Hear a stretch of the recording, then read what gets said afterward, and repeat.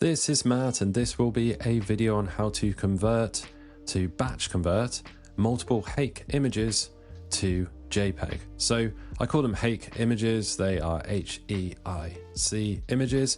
Now this image is really popular. It's used a lot by your iPhone. You might have seen when you take a photo with your iPhone, it's often in this format.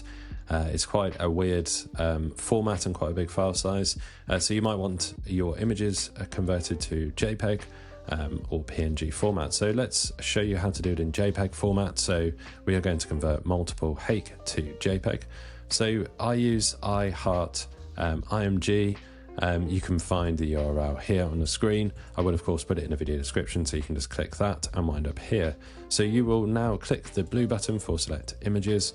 I have this images folder here with some of these HEIC images saved in here. You can see I have 3 random HEIC images from my phone back from when my mouse was having some issues. So I'm going to highlight all of those just by clicking on Shift on my Mac and holding down. So we've selected all those. Now we will click on Open, and now we have multiple HEIC images selected right here. It hasn't even got a preview of them here, which is kind of odd.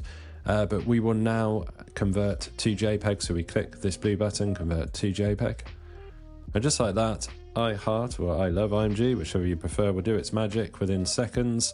That will now be saved. Those, I should say, will now be saved. It will be a zip folder. You will need to open that up. I'll show you in a second. You just literally double click and open up that zip, and it will be a folder with the 3 images. It's a zip because it's multiple images. If they do not automatically save, if the folder doesn't, you will click there and that will save to wherever your downloads get saved. So I'll show you that folder now.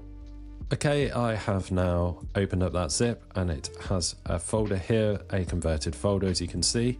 And we now have these 3 same images. They are no longer HEIC format. They are now JPEG format.